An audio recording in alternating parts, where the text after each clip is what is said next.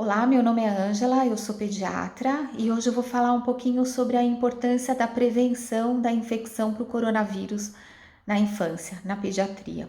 Bom, a gente vem da informação de que criança não pega a infecção e se ela pega a infecção, ela tem quadro leve ou eles são o que a gente chama de portadores assintomáticos, ou seja, eles carregam o vírus na orofaringe e eles acabam não tendo sintomas. Bom, essa informação não é verdadeira, infelizmente a gente tem crianças pequenas e crianças muito pequenas com sintomas, então a gente tem visto lactente jovem, recém-nascido, com sinais e sintomas de infecção pelo coronavírus, infelizmente, pacientes em idade escolar, adolescentes e adultos jovens. Então, isso de que o coronavírus não afeta criança, não afeta crianças pequenas, não é uma verdade.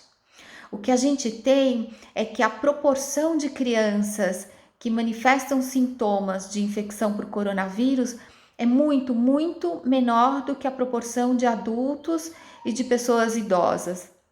Então, isso é uma coisa muito boa. Então, o que a gente sabe, o que é verdadeiro, é que as crianças, de certa forma, são protegidas. Então, o número de crianças infectadas e que desenvolvem sintomas é muito menor do que adultos.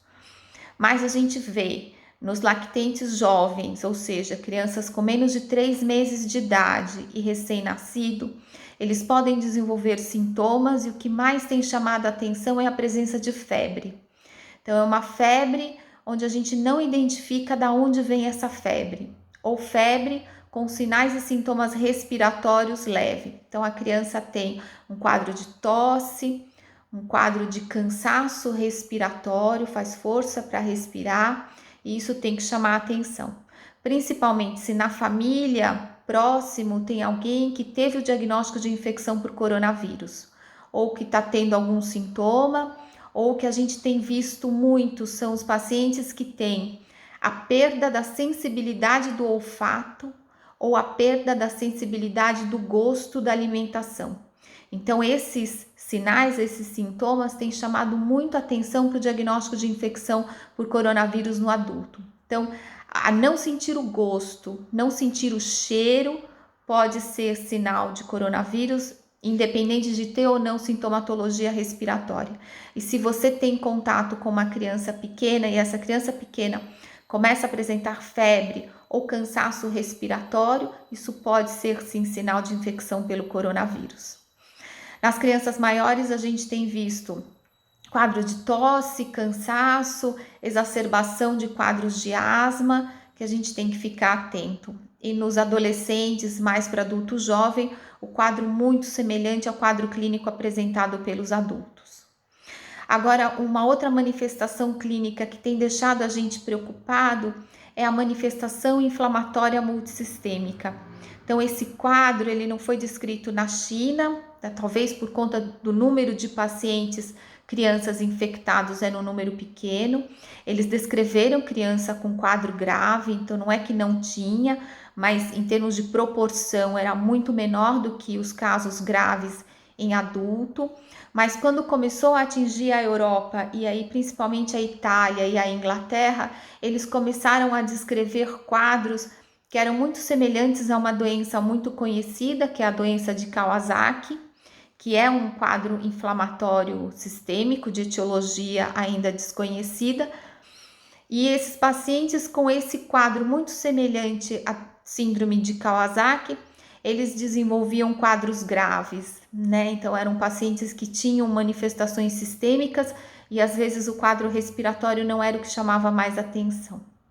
Então, o que chamava atenção nessas crianças? Então, principalmente o quadro de febre, então era uma febre persistente, manchinhas vermelhas no corpo, os olhos vermelhos, dor de barriga, então dor abdominal, aumento de linfonodos, quer dizer, aumento de gânglios no pescoço, alterações cutâneas de mão e alterações que a gente chama alteração de mucosa da boca, aparecimento de fissura, aparecimento de feridas.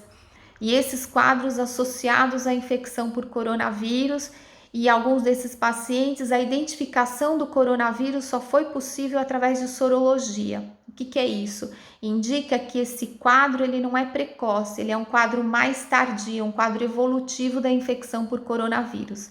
E este quadro a gente tem identificado aqui no Brasil, tanto quadros mais leves, que vem só com quadro de dor abdominal, manchinhas na pele, olhos vermelhos, mas infelizmente a gente tem observado quadros graves e infelizmente eu acompanhei 2 pacientes que faleceram, um de 8 anos e um de 10 anos. Então, quando isso ocorre, tem que chamar a atenção para a importância da prevenção.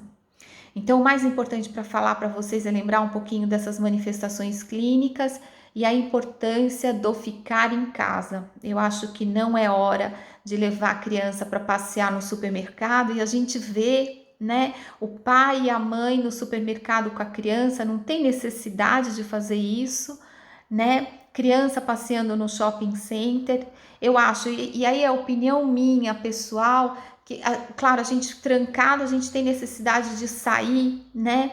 Mas sai ao ar livre, né? Dá uma andada no quarteirão, tem pouca gente, né? Mas não vá em lugares onde você tem aglomeração. Então, criança, a incidência é menor do que em adulto, mas a gente tem identificado o quadro grave, que é esse quadro inflamatório multissistêmico. Então, é importante a gente fazer profilaxia. Outra coisa que eu queria salientar aqui é o uso da máscara. Então, o uso da máscara em crianças menores de 2 anos não é recomendado pela Academia Brasileira de Pediatria. Por quê? Porque você põe a máscara e aquilo incomoda e a criança não entende ainda. Então, o que ela vai fazer? Ela vai colocar a mão, ela vai querer tirar. Então, aquele artefato que devia ser para proteção acaba causando mais um desconforto e quando a criança vai com a mão no rosto, a mão no olho, acaba funcionando até como um veículo para aumentar o risco de transmissão. Então, a máscara deve ser usada para as pessoas que têm um certo entendimento de como usar a máscara. E para a criança tem máscaras coloridas de bichinho, né, que os pais podem usar, tá bom? Mas de preferência não sair de casa e não sair em lugares onde tem muita gente, tá? O principal modo de transmissão é por via aérea, mas os fomites, ou seja, as coisas contaminadas também são importantes. Então, uso da máscara, álcool gel e a coisa mais simples para profilaxia de um grande número de doenças, não só do coronavírus, é o hábito de lavar as mãos de maneira adequada toda vez que a gente sai, que a gente volta em casa ou que a gente vai mexer em alguma coisa, até mesmo fora da nossa casa, tá? Sapatos do lado de fora, de preferência, separar o sapato que você mais usa numa sapateira do lado de fora ou no hall, separar o local contaminado. E se você sai, vai no supermercado, vai em algum lugar, ou para mim que vou para o hospital, chegou em casa, primeira coisa, trocar toda a roupa e ir direto para o chuveiro tomar banho. Então, não é porque o número de casos graves tem diminuído e graças a Deus a gente tem visto que no Hospital das Clínicas tem aumentado o número de vagas para pacientes com coronavírus, não é por isso que a gente tem que abaixar a guarda, né? Não é porque tem vaga no hospital que a gente tem que se expor. Então, sair somente se necessário. Então, eu peço para vocês se cuidarem, cuidar das nossas crianças, dos nossos filhos, tá bom? Obrigada e até a próxima vez.